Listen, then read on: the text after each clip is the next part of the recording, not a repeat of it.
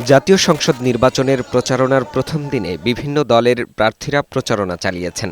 বৃহস্পতিবার সকালে রাজধানীতে তিন নেতার মাজার এবং ওসমান হাদি ও জাতীয় কবি কাজী নজরুল ইসলামের কবর জিয়ারতের মাধ্যমে শুরু হয় এনসিপির আহ্বায়ক নাহিদ ইসলামের নির্বাচনী প্রচারণা। আমরা যে কোনো মূল্যে 12ই ফেব্রুয়ারি নির্বাচন অনুষ্ঠিত হোক এটা চাই। সেই নির্বাচনে জয়লাভ করে আমরা সংসদে যেতে চাই। আমাদের সামনে এটাই এখন একমাত্র এজেন্ডা। পরে জাতীয় প্রেস ক্লাব অভিমুখে পদযাত্রায় এনসিপির নেতারা বলেন, জুলাইয়ের আকাঙ্ক্ষা ধারণ করে সংস্কারের অগ্রযাত্রা এগিয়ে নিতে হলে গণভোটে হ্যার বিকল্প নেই। 10 দলীয় জোট প্রত্যেকটা জায়গায় বাংলাদেশ জামায়াত ইসলামী, খেলাফত মজলিস, এবি পার্টি, খেলাফত আন্দোলন থেকে শুরু করে বিভিন্ন দল প্রত্যেকে আমরা হায়ের পক্ষে ক্যাম্পেইন করছি। ঢাকা ৮ আসনে নেতাকর্মীদের সাথে নিয়ে সকালে আনুষ্ঠানিক প্রচারণা শুরু করেন বিএনপি প্রার্থী মির্জা আব্বাস। আমাদেরকে অবশ্যই এলাকা থেকে সন্ত্রাস, মাদক, চাঁদাবাজি দূর করতে হবে।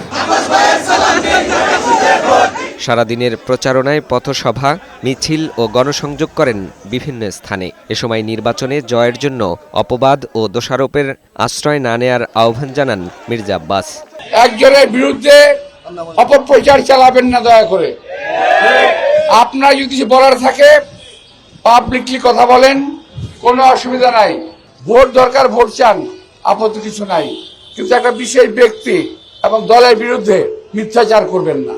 ঢাকা 11 আসনে বিএনপি প্রার্থী MA কাইয়ুম রামপুরা এলাকায় প্রচারণা চালান। ঢাকা 9 আসনের বিএনপি প্রার্থী হাবিবুর রশিদ দোয়া ও মোনাজাতের মাধ্যমে আনুষ্ঠানিকভাবে প্রচারণা শুরু করেন। আর ঢাকা 6 আসনের বিএনপি প্রার্থী ইশরাক হোসেন বাবা বীর মুক্তিযোদ্ধা মরহুম সাদেক হোসেন খোকার কবর জিয়ারত করে নির্বাচনী প্রচারণা শুরু করেন।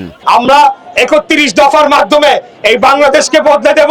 আমরা ধানের শীষের পতাকা তলে ঐক্যবদ্ধ হয়ে আমরা এই এলাকাকে সামনের দিকে এগিয়ে নিয়ে যেতে চাই।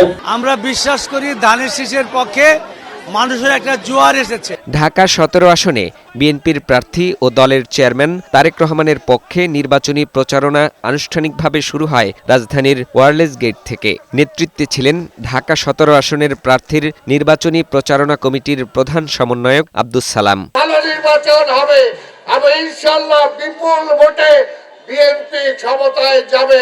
আমরা জানি জনগণ সেটার জন্য অপেক্ষা করছে। ফাহিম মুনাইম, বৈশাখী সংবাদ, ঢাকা।